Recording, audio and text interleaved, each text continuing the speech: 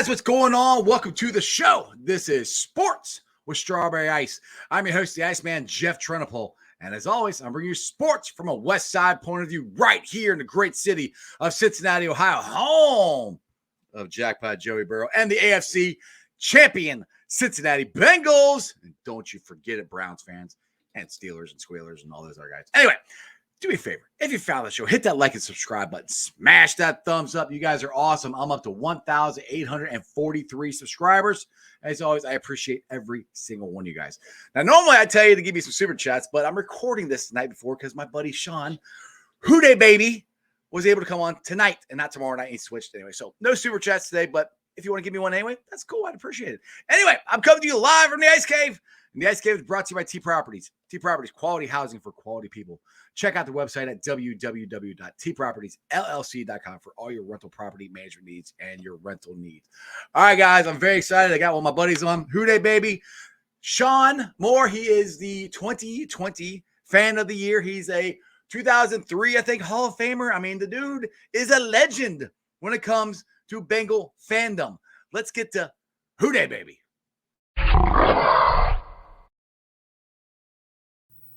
Who Dey Baby? What's up, brother? How you doing, What's man? happening, man? Good. How are you? Good, man. Good. I am fired up. We are about, I'm recording this on Wednesday. So what, 17 days away from kickoff? Dude, I'm freaking ready. I'm fired up. I'm ready for football.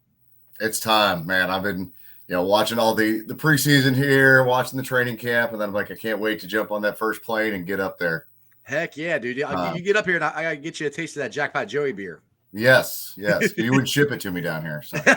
I'll bring you some when I come down for the Tampa Bay Buccaneers game for sure. There we go. So anyway, we had some really cool news yesterday. Jesse Bates, the man, showed back up, which I don't know about you. I was getting a little worried, but I thought if he was going to show up, it was going to be this week because they are practicing the Rams. And like I said, we got like less than 2 weeks before the season starts. So were you worried he wasn't going to show up, or what's your thoughts about Jesse Bates? I mean, there was a part, like this small part of me that thought, all right, he's going to actually sit it out because things didn't go quite the way he'd planned. But the other part is $13 million is a lot of money to leave sitting on a table somewhere just because for your, pride can only go so far, I guess. That's a lot of money. That's what I kept saying, dude. I'm like, $13 million. That's the most he's ever made. I think it's the most he's ever made in his entire career altogether. Yeah. I think I heard that somewhere. So I was like, he's not going to just let that sit. And the thing is, and I'm not saying anything bad about Jesse. I'm not trying, but his regular season last year was okay. I mean, his playoff run was the Jesse Bates of old that we all know and love, and we hope we get that all season. But if they base it on his stats last year, it was actually one of his worst statistical years, if I can say that. Yeah. But I don't know. I mean, I hate to say I think it's going to be Jesse Bates last year, unless the Bengals want to go franchise tag him next year, which they could. I don't see them doing that. Do you? I don't think so. I mean, that wouldn't, because you already have like a little bit of discontent there, and to do it twice. Right. I mean, if you can't pay him what his agent wants and what he wants, I think it's just time to cut bait and go. As much as you hate to see it, I mean, cut baits. Right. But yeah.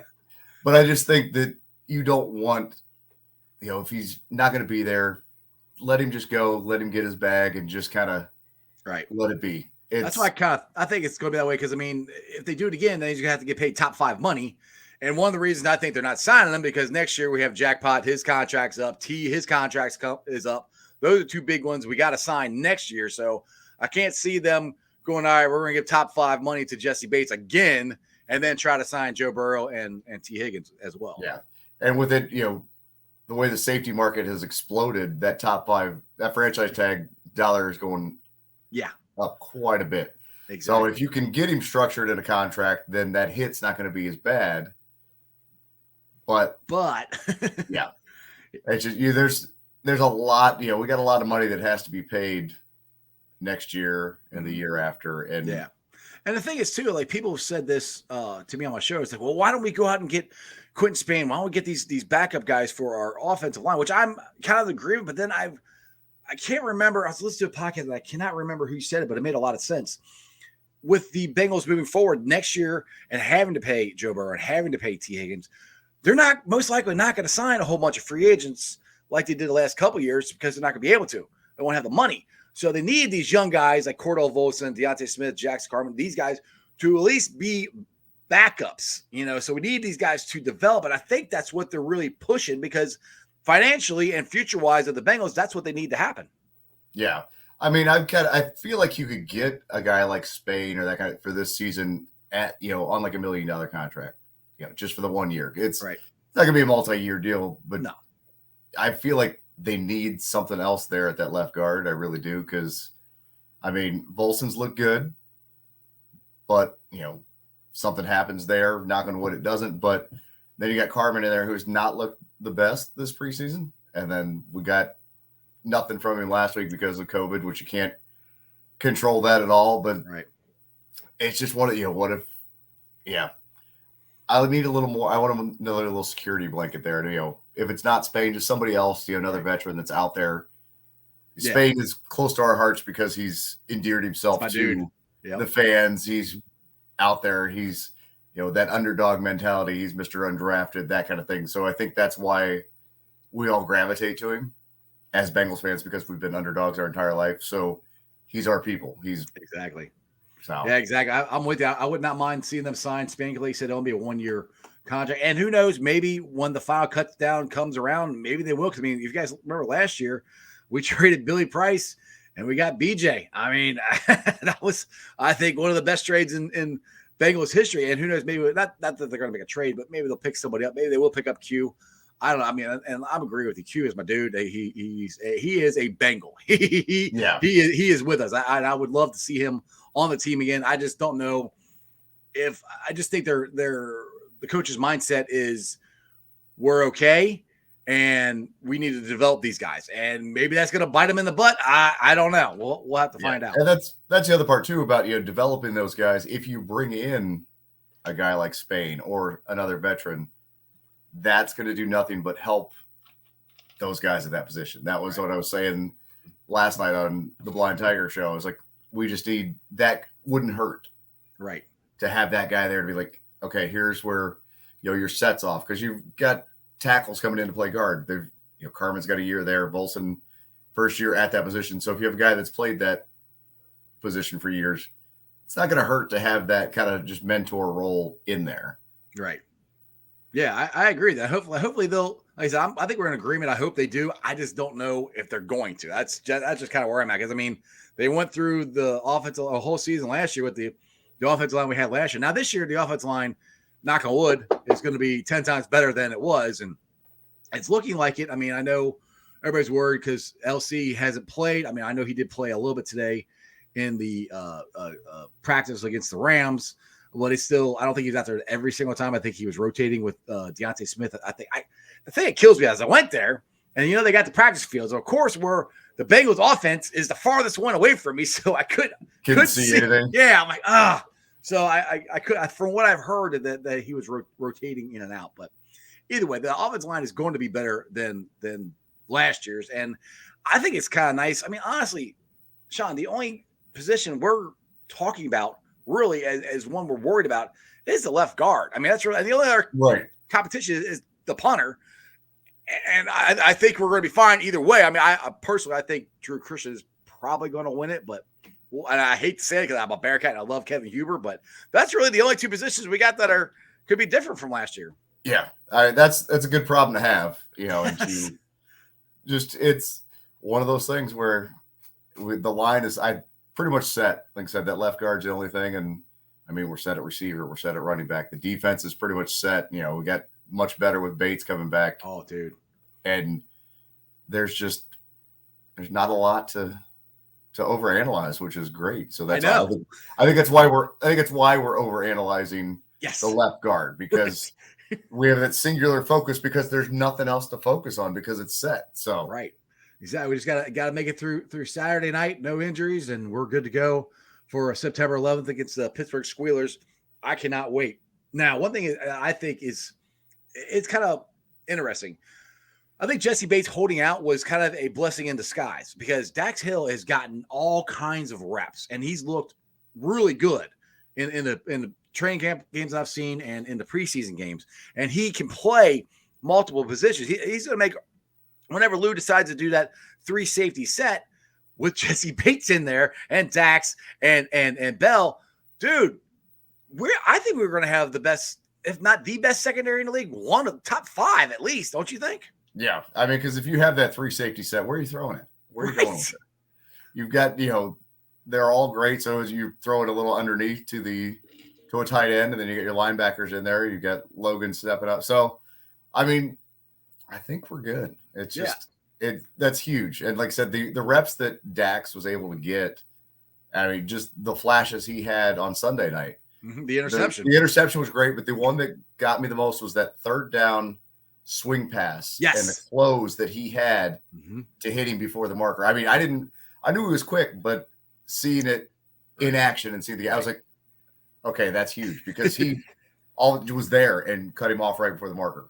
Right. So that was my biggest highlight from him. The interception, but yeah, it's still, it's been all good. I mean, I'm always kind of like waiting for the other shoe to drop, because we've been so glowing and gushing about how everything's working out, and we've improved the offensive line. Hell, I even think our pass rush is going to be better with Joseph Osai, and we got Jeffrey Gunther and Zach Carter, and the H boys. We have an even better rotation than we did last year. I mean, it just seems like we've just gotten it better in every single way we can, except for the left guard. I mean, maybe Cordovoso, maybe he'll step up and they'll be fine. We won't have to worry about it. But I just see it's a team that went to the Super Bowl, wasn't supposed to go to the Super Bowl last year, and they improved. Right. Dude, if I was the AFC, I'd be pretty damn scared of the Cincinnati Bengals if I were them. Yeah, that's everybody's talking about, a slump, or it could be. But when you lose pretty much 0 people from that team, I mean, you lost CJ. Ogunjobi and CJ. Yeah.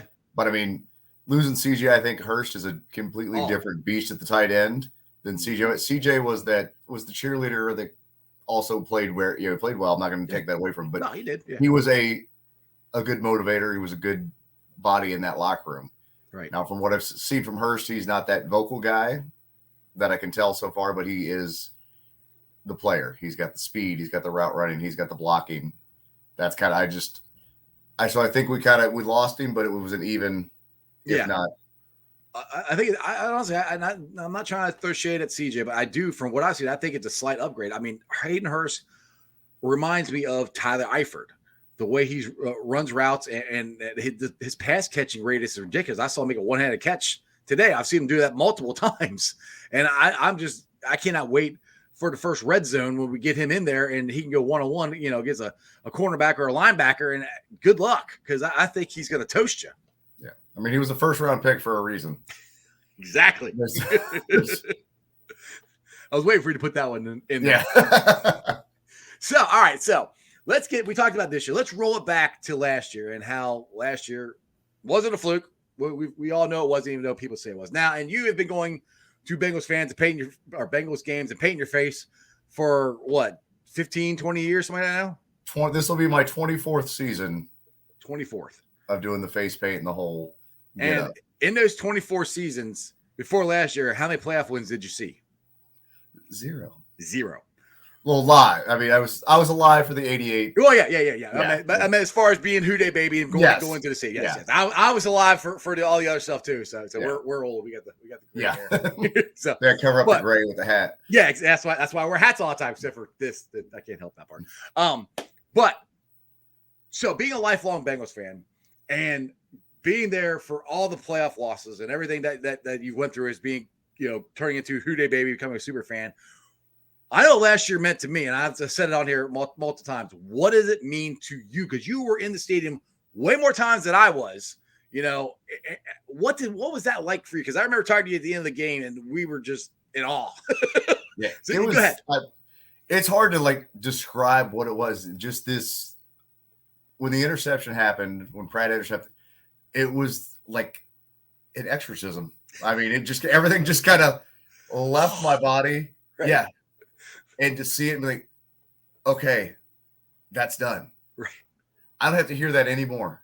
Yes. That part's over. Mm-hmm. I didn't know what next week was going to bring. Didn't care. Didn't know what, I wasn't even thinking about that. I was just on that moment. Yep. And to, and then high-fiving, hugging, crying with everybody around me. We all felt that same thing. I mean, I've been sitting in my seats now for the last 13 years. So I've been with that there's a core 5 that have been there. Actually, no, I lied. Like 8 that have been there all for that stretch. Right. And just that we've all been through that together. Mm-hmm, mm-hmm. And I flashed back to the Steelers playoff game, the debacle. Right. And the amount of emotions we all went through in that game and how we all hated life and it was just, the quietest I've ever left a stadium. Everybody walking out was just silent. Mm-hmm. And to then compare that to that experience, whole different thing. Oh, dude, if we had a Richter scale, I'm surprised it didn't need a register on there. I don't know if they have that around in Ohio. We don't get earthquakes, but I mean, that was the loudest I have ever heard a stadium in my life. We all just freaking erupted. Well, and I loved on the replay when when they have the sound just in the stadium and he intercepts it, you hear this silence and then just boom. Yeah. Because we're all holding our breath because they're driving down there and it's like throw the pass, and then it was just that moment. So yeah, I've said as far as for some reason I wasn't worried for some reason until they got to the red zone. Yeah. Then I'm like, oh crap, not again. And that's, I think, as a Bengals fan, we all probably, I'm gonna say 95% of us that have been there before had that same thought. Mm-hmm. As they start they go and they get past the 50, and you're looking at the clock. You're like, go faster. Yeah, like where are we going here? And then they just kind of keep going. And you're like, no, I can't do it. And then for it to end that way. Thank you, Jermaine Pratt. He would never have to buy a beer again in his life in Cincinnati. No, I was gonna just wear a jersey and I was gonna anything. I got it all. Yeah, right. Exactly. So all right, so we went through the euphoria of that, and then you and me were able to go and travel down to, not together, but travel down to Tennessee and go watch them win another one in Tennessee. And I happened to be standing in the end zone when shooter Money Mac Evan McPherson kicked the game-winning field goal. And Sean, I literally fell to my knees and started bawling. And I will never forget this. This Tennessee Titan fan walked by me and goes, "Well, that's a little dramatic." And I said, I think in my head, like, woman, you have no idea what I've been through as a Bengals fan. I mean, winning it, the week before was awesome. And then Evan kicking the field goal, I couldn't take it. I was just like, I don't believe what's happening. I mean, go ahead. You explain your feelings. No, yeah, I was kind of the same way. It was just you're watching it, even though it wasn't a super long field goal, anything that you're just like watching, going, where is everything? Is the snap going to get down? Is this going to happen? What? Just those every little thing, right? And then it happened, and I celebrate with everybody. Kind of got a little emotional, and I was fine. And then I FaceTime my wife from the stadium. Uh-oh. And I go to talk to her, and I can't talk. I'm just like, right. So I'd held it in for that little bit, but then I saw her, and I'm like, it was that connection, I guess, that I needed, and just lost it. Yeah. So then just walking out, we ended up getting ushered out of the stadium because we weren't leaving. Right. We were up top, and we're just like talking to every high five, and then the ushers are like, "You guys got to go." Well, yeah, we were down by the tunnel, so we ran down there, had our Jackpot Joy flags up. We started lighting cigars up. We're like, "You can't do that here." Like, "Oh, sorry." I put it down, light it back up again. Yeah, we lit ours up, and that's why we got ushered out. They're like, need to put that out. So I just ashed it on the side, on the wall of the stadium, and then walked back out with it. But it was just, that one was, another just unexpected thing. And then we roll into the next week. I ended up being lucky enough, thanks to a friend, to be able to go to that one. I was so jealous. I tried so hard to go. And that one, it just, the gate, you go into halftime, and you're down. You're like, wait, try it. Eli Apple. That's right. Exactly.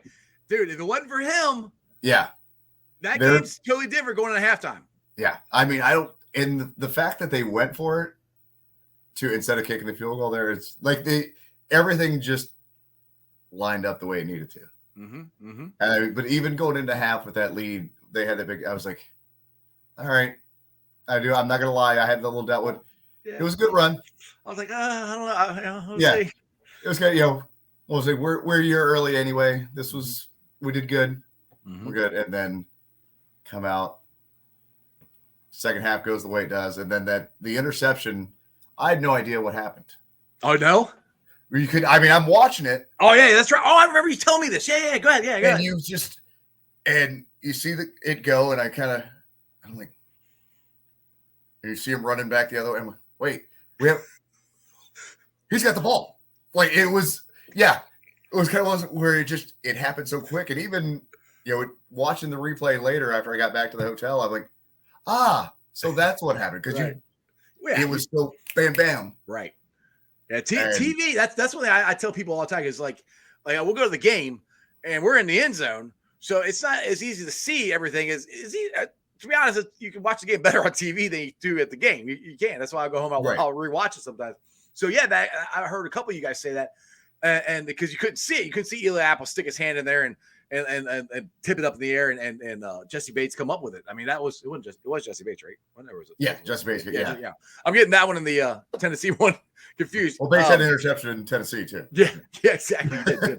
That's why we like Jesse Bates being back. But when that happened, I saw the whole thing, and I remember going, tip, I was just going nuts. And then when Eddie kicked the field goal, I didn't cry. I didn't cry. I was so freaking fired up, and I was so mad at myself because I got talked out of this. I was going to go down because down here in Lawrenceburg, Indiana, here about 20 minutes from my house, you can go down there. You can place bets. I was going to place a bet of $100 for the Cincinnati Bengals to go to the Super Bowl. Drove all the way down there. I did this until I work at nights. I did it after I got off work. I drove all the way down there, and it wasn't open. It wasn't open until like noon. I'm like, crap. Well, I just have to come back. I never went back. I would have won like $3,000 or something like that. Man. Yeah, I have a few friends that put some bets at the beginning of the season to win the North, and I forget the odds on that were ridiculous. Yeah. And they put a big chunk on it, but that covered their playoff tickets, and and then they put a bet to win the AFC Championship, and that covered their Super Bowl tickets. Dude, if I had won, I would have had enough money to go to if I had done it. Not if I would have had enough money to go to the Super Bowl, but I didn't do it. I'm like, but my luck, I do it. I put the money in, and none of that happened. So I have a real hard time like betting on the Bengals. Well, I will never bet against. That's why I don't bet. I always bet for my teams or what I don't. So I'm not a good person to bet. If you want to win money. Yeah, try to make a bet with me because I'm always going to bet on myself or bet on my team or something like that. That's just me. Exactly. Unless you're playing cornhole, then I'm kicking your ass. Bring it. Hey, but I wish I could say that I didn't cry at the end of the AFC Championship game, but I cried like a little girl. There's a video. It's out there. But I just ugly cry on as soon as it went through, I put the cigar in my mouth and just sobbed. So did the makeup stay on? Yes. You got some good stuff. It's good stuff, That's good. Well, hopefully this year we'll be able to finish the job and go to and get that Lombardi. By the way, have you gotten your AFC Championship ring yet? I have not. All right, I will get that week 1. Yeah. I'm going to pick it up then. So, and I think that is so cool that the Bengals did that. And it's not just for season ticket holders for last year. It's for season ticket holders this year. Because I had a couple friends of mine got season tickets this year. I said, do you guys get the ring too? They're like, yeah, it's for everybody. I said, okay, cool. I didn't know they did it for the people who were season ticket holders last year, but it's for everybody. And I think it's the coolest freaking thing. I wish it was a little bigger because it only fits in my pinky. Oh, is it? I mean, I got small hands, so it may fit. I don't know. I got fat guy fingers, so I gotta try to get it. Well, I mean, they're not Kenny Pickett small, but they're Kenny Pick 6, exactly. Well, the funny thing is, it won't fit here. It'll fit on this one, and I want to wear it to the games, but it's still loose. So you've seen me. I jump around and cheer and do all kinds of stuff. I don't want it flying off. So Right. I got to figure out something either to get its size to fit this finger or do You something. just go with the old high school approach and wrap some yarn around it. Right. That's what I might be doing to get on my. You're dating the Bengals, so you can. Exactly. She is our mistress, dude. And she's been a fun mistress those last couple of years. I mean, it's completely changed being a Bengals fan the last 3 years since Joe Burrow and Zach Taylor have gotten here. So, all right. So we got this year coming up, and first game play the Pittsburgh Squealers. Now, I think this might be one of the first times that I hate saying it. I'm scared to say it, but I'm going to say it anyway because I believe it. I'm not scared of the Squealers. I mean, their defense is still legit, but rolling into game one, we dropped 40 on them twice, didn't we? Last year. I mean, the defense is still the same. I mean, it's the same defense. It didn't change. So, I mean, I think we got a good shot of starting out 1-0 beginning of the season here. Yeah, I mean, I think so too. They don't scare me, but it's games against them and against Cleveland that I'm never comfortable going into them because it could be, and it goes both ways, but we could be 0-10 going in to play them. And then all of a sudden everything clicks and we go, they could be 0-10 coming. And you're like, how did they end up throwing for 300, running for 200 and what the hell happened? But just one of those, I think the familiarity between the teams helps that because we know everything about each other. Yeah.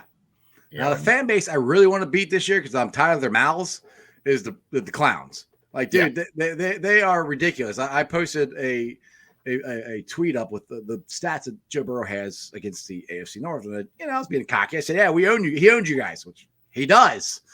Then these Browns fans, he hasn't beat us yet. I'm like, oh, my, I'll give you one. The first game last year, you beat us. Yeah. The second game, we didn't play, but the year before that, he was a freaking rookie. So get out of here. I mean, yeah. Me and Jimmy have said it many times for some of the newer fans and realizing them you think Steelers fans are bad. No, but you've not been around Browns fans when they're competitive. Yep. And that's, the 80s, early 90s, before they decided they were going to go to Baltimore and win a Super Bowl there, which is still hilarious to me. But they were cocky and ignorant and annoying. And now that they started to get a little bit of success, they're back to being cocky, ignorant, and annoying. And they are worse than Steelers fans. Dude, ridiculous. We had one. My buddy Dale and Orange Arrow from the Bengals and Brewers. They sit right directly behind me. We had a Browns fan come up and just bark right in their face. We weren't even talking to the guy. We're looking at the game. All of a sudden, I hear, like, get the out of go over there. Like, leave me alone. Yeah. Like, what are you doing? I'm like, congratulations, you won. Good job. Shut up. That Thursday night game a couple years ago when they just annihilated us was terrible. Yeah. Because it was when they were starting to think that they were something. I would just stand there and I'm like, should I leave? I never leave, but I was just like, this is bad. Because there were probably 300 Bengals fans left in that stadium and it was all just Browns fans. I'm like, yeah. But that's what makes last year and hopefully these next coming years even more satisfying of what happened last year and what's going to happen these next couple of years. Yeah. All the crap we've went through. Absolutely. And I think somebody came at me one time on Twitter like, oh, Bengals Twitter is getting worse than Steelers and Browns. I'm like, dude, we haven't been able to talk smack or anything in 30 freaking years. Give me a break. Right. We've been holding a lot of pent-up frustrations. Let's go. Right. We've taken a lot of stuff from you guys. So sorry, time for you to listen to us. Right. Oh, man. Anyway, Sean, I appreciate it. I know you want to go get some food, and you did this late for me. I appreciate moving times and all that stuff. So I can't wait to see you. I can't wait to see you September 11th. We're going to have a lot of fun. And Tampa, when I come down there, if they have cornhole, we're playing. All right. It should be set up. I will be at the What the Buck tailgate. So you can come find me there. Anybody else that wants to come to that game, Look up What the Buck. I do believe it's whatthebuck.net. Yeah, yep, it is. And then get your tailgate wristbands. I want to say it's $35, and that gets you food, beverage, music, and pretty much most of that ends up going to charity of that 35. So they cover their cost, their parking, all that, and then but the 35 does not cover parking. Let me make sure I put that in there. Yeah, that's what I was about to ask you that too. Just make sure. Yeah. So parking is going to be separate, which could be kind of a mess down there, but it's within like 2 blocks of the stadium. Really good friends of mine, fan friendly. You're not going to get harassed. You're not going to get in trouble. So I think most of us are coming there. I think. Yeah. So it should be a good time, and I can't wait. I gotta get my freaking plane ticket. Plane tickets are like $300 freaking. I'm like, try Frontier. That's who I'm trying. It's like the week before. It's like $50. Wait a little bit because it's December. Yeah. Something. Yeah. I keep waiting and it keeps going up. I'm like, oh my god, it's cost me more than my damn tickets are. Those tickets are not cheap either. No, they're not. Yeah. Anyway, Sean, I appreciate it. Go ahead, man. Nope, that's it. I was just gonna say. Anyway. Back to you. Yes. Hey, back to the studio. All right, man. Well, I will see you September 11th, and Who Dey Baby. Who Dey Baby? Let's go!